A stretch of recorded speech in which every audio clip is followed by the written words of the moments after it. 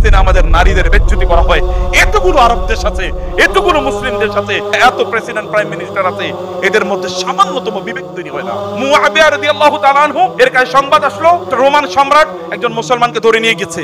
সেই মুসলিমকে বিভিন্ন প্রশ্ন করছিল, ওই রোমান সম্রাটের তারই অধীনস্থ কেউ একজন ওই মুসলিমকে একটা থাপ্পড় দিয়েছে। এই কথা মুআবিয়া রাদিয়াল্লাহু তাআলা শুনলেন। মুআবিয়া রাদিয়াল্লাহু তাআলা আনহু তার সৈন্য ওখানে পাঠিয়ে দিলেন।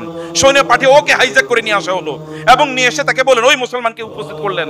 ওই মুসলমানকে উপস্থিত করে বললেন, তুমি তার কাছে কিসাস নাও। তিনি বলেন, ইয়া আমিরাল মুমিনিন, আমি তাকে ক্ষমা করে দিলাম।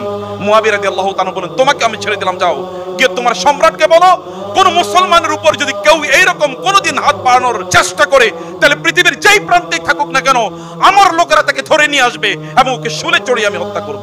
দেখেছেন কোত্থেকে সোমেরে নিয়ে এসছে, কিসের সিআই আর কিসের মোসাদ, কোথায় থেকে তাকে ধরে নিয়ে এসছে। খুবই দুর্ভাগ্য, আমাদের মুসলিম শাসকরা তো এখন অমুসলিমদের কাছে প্রায় সেজদা করে, এরকম একটা ওদেরকে তারা তাদের গড বানিয়ে নিয়েছে।